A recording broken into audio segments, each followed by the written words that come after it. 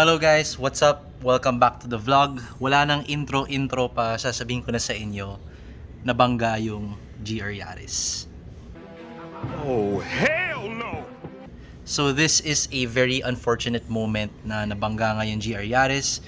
You might be asking what happened. Well, I was just waiting sa stoplight, honestly. Nakatigil lang ako, and then there was this Civic FD na nasa likod ko. And then bigla na lang, BAM! Let me show you guys yung damage na nagawa sa rear bumper natin. As you can see, may crack yung bumper. As in, itong part butas siya. And then, here on top of the bumper, merong mga dents na ganito. And then, the diffuser, which is this black part, na damage din. As you can see here, deformed na siya.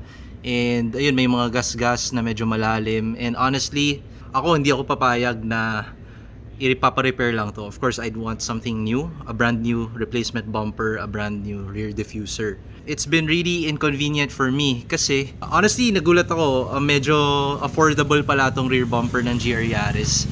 It's around mga 7,000 and then yung rear diffuser is around that price din, which is not that expensive considering na this car is actually a rare limited car. Pero the thing is, sobrang hassle kasi more than a month akong mag-iintay para lang dumating isang bumper and isang rear diffuser because they don't have it in stock, which is really hassle. So itong Civic FD na driver was apologetic naman, and yung boss niya, which is who I am coordinating with, they're pretty easy to talk to naman. So hopefully they stay with me until the end because they have to cover all the costs na kailangan to bring back this GR Yaris to brand new form. So ayun. So this unfortunate event actually happened a few days ago, and then the next day dinala ko kagad kay Speedy Fix kanila ni Migs because I wanted to check underneath the car dun sa may exhaust na area kung may natamaan. And ito yung short clip na film ko nung andun ako. So sorry guys, vertical video siya pero ito na siya. So ito dito natamaan. Just check natin underneath.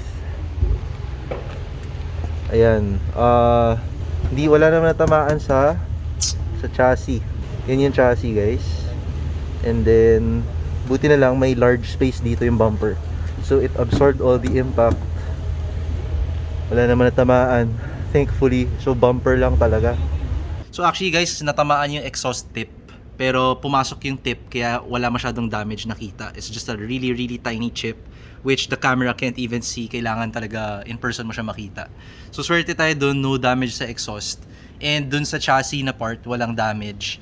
Ang hindi lang natin na-check because we didn't take off the bumpers when we were in Speedy Fix is yung crash bar. So we don't know yet if this was damaged. So right now guys, medyo minamalas tayo kasi I actually started the car a while ago. Said there's a gauge sa dashboard na naglo-low pressure daw tong tire na to. Kinek ko yung rear tire pressure and it said here a while ago na 20 PSI lang siya. So grabe no, nabangga na nga tayo sa likod tapos ngayon flat tire pa to. So looks like we shouldn't call this the GR Yaris. Pwede na natin siyang tawaging GR Yari kasi nayari tayo today.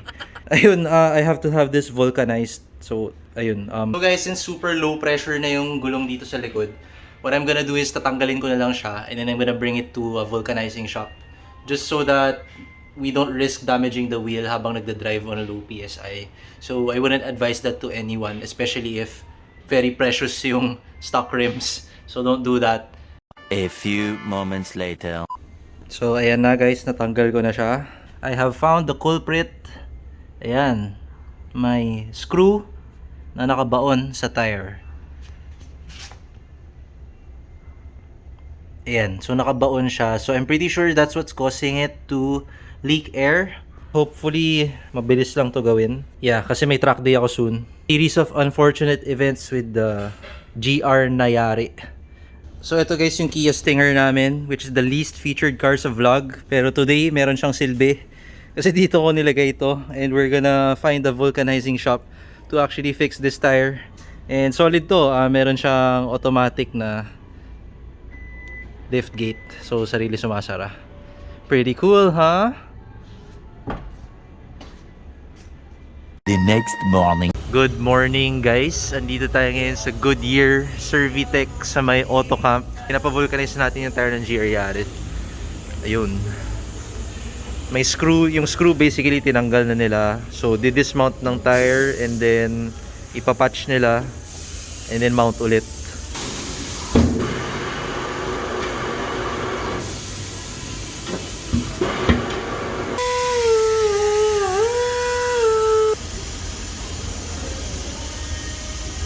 So guys, kala ko maliit lang yung screw na tumusok.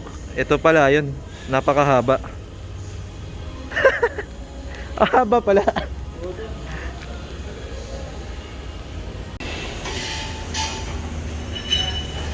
So guys, we are finally home and ayun, kakabit na natin yung tire sa GR Yaris. Let me show you a cool feature of the Kia.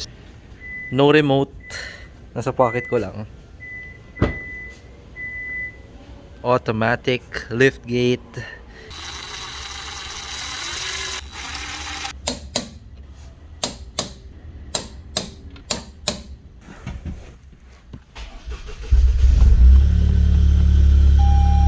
Nagwa-warning pa rin siya, adjust tire pressure, pero that's because hindi pa tayo nagda-drive. Ayan siya guys, hindi pa ako nagda-drive actually, pero pinakita niya yung tire pressure. So this is the one that we just patched. So 35 PSI yung laman niya ngayon. So ang galing, no? The car actually notices it right away, kakakabit pa lang, and alam na niya kaagad ilan yung pressure without even driving the car. So guys, now that nakakabit na yung rear wheel natin and wala na tayong flat tire, and I've already told you guys the GR Yari incident. So now, I'm gonna tell you guys now we actually have a track day. So we have to prepare for this. I've checked the tires na. Everything's good. Trinay ko na rin upakan sa labas yung car. Hindi naman malalaglag yung bumper. And I have had speedy fix check nga yung, diba, sa may exhaust na area. So everything is good. Pwede pa rin tayo mag-track day even if may bangga tayo sa likod. So the only thing left is actually to prepare the stuff that we need for the track day.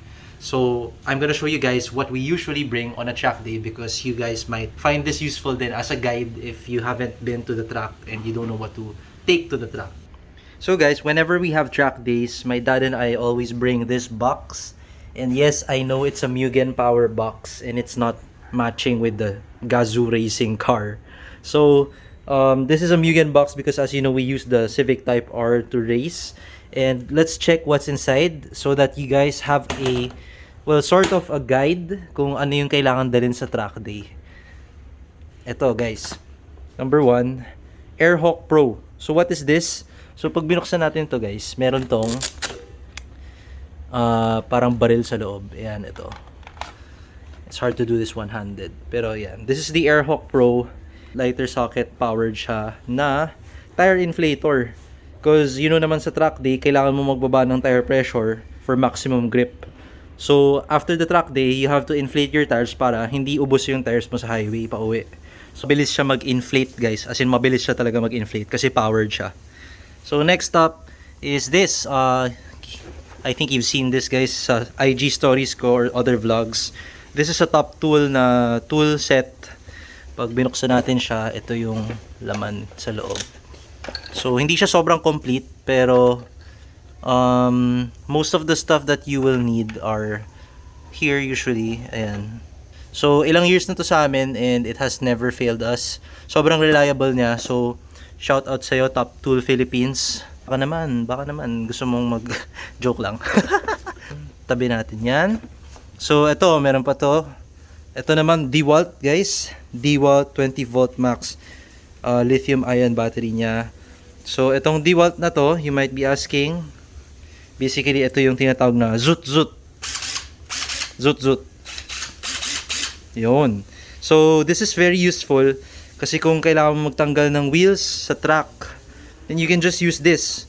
Yung attachments nito, meron tayo dito itong blue box na to. Ito, in-order ng dad ko sa Amazon US. Hindi ko alam yung brand. Pero, ito yung attachments. Kasi depende yan sa size ng lug nut mo. Ayan, 21, 19, tsaka 17. So, it's important na meron ka nito. Tsaka, of course, huwag ka magdadala ng isang size lang. Kasi, what if your friend has actually a different car and then he needs your help? So always bring extra kahit hindi size ng kotse mo, because you can always help out a friend sa racetrack for sure. So ano pa bang nasa loob nito? Ito, ang daming kalat oh. So ito, I don't actually need this. Para sa Type R to eh. This is the Hondata Flash Pro for the Type R kasi nga naka Hondata siya na ECU. So pang ano lang to, pang connect sa computer.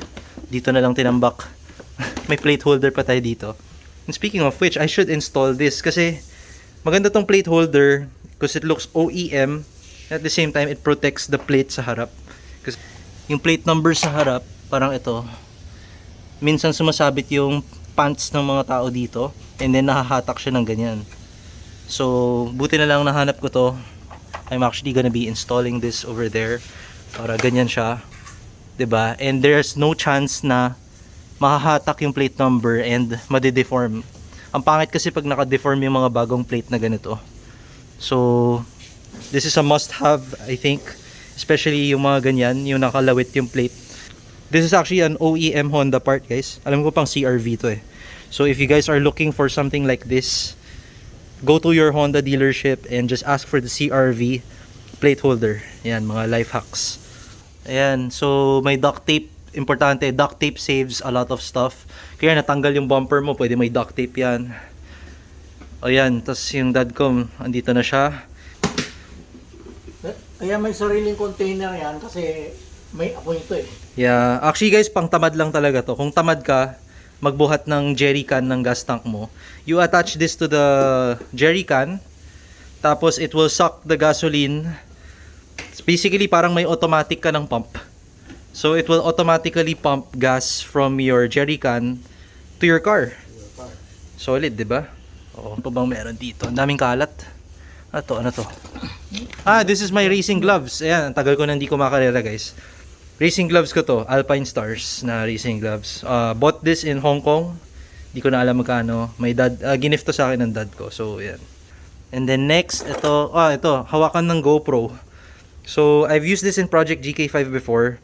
Sa headrest siya nagmamount. Di ba may dalawang pole yung headrest? So, yan. Nakamount siya doon. And then you can mount your GoPro here. Para clean look siya. Ganyan. Yan. So, Tacform yung brand nito. Next, may mga random na spacer dito. O yan. So, may universal spacers. I don't know what you need that for. Pero, you know, just in case. Ito. Ayan. Top tool ulit. Tool ulit. Mga wrench. Yan. Open and close. Yes. So, of course, kailangan yan, guys. We have Gorilla Tape. Gorilla tape. May zip ties. Zip tie, very important. Tapos, ito, pang bike ko to actually, hindi ko alam ba't ko nilagay dito. Pero this is a torque wrench, guys. Shopee find siya na sobrang sulit kasi 600 pesos lang siya. Actually, napakita ko na to sa previous vlog. Panoorin nyo na lang. Hindi ko na-feature. Tapos, ito, very important. If in case you need to lubricate anything, WD-40 saves the day. So, yan, WD-40. Ito, minsan kailangan mo fill ng oil or whatever. So, importante to. This will be helpful if you ever need to fill something up na mahirap lagyan na container. So, yan, ito, element na, Fire extinguisher. fire extinguisher. In case Solid of to. emergency.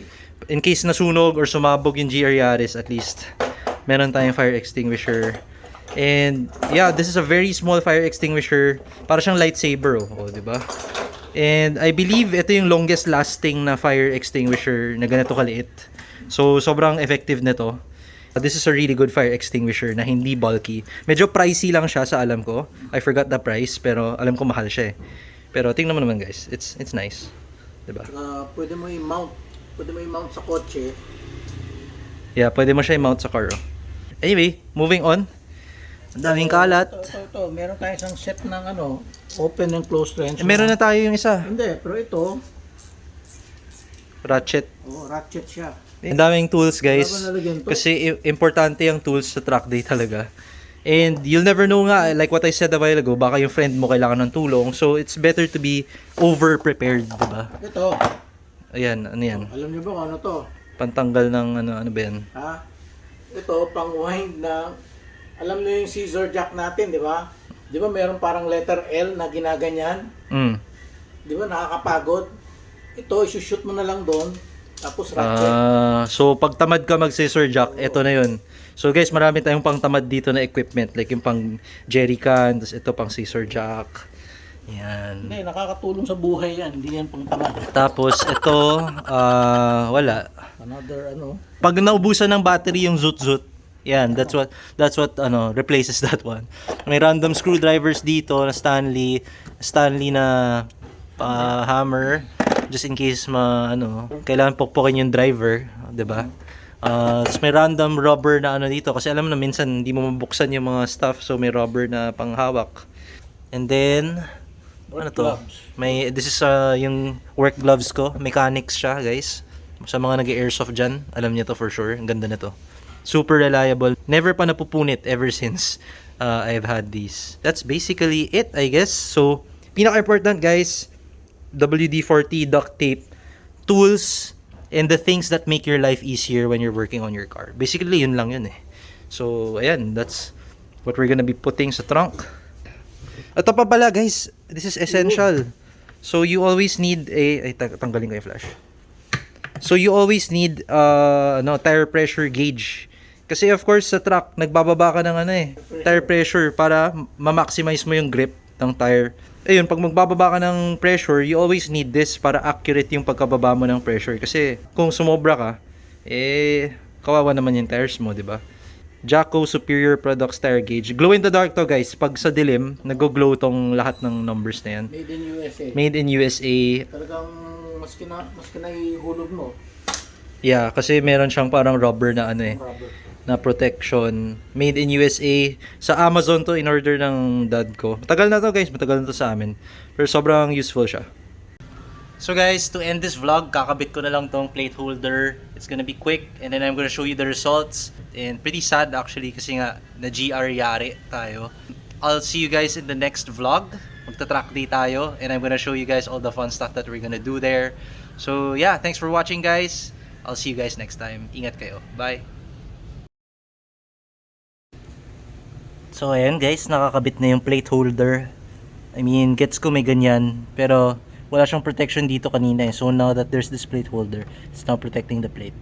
Hindi nasasabit yung pants ng mga tao dyan when they walk past your car. So yeah, it's a pretty cool safety mod.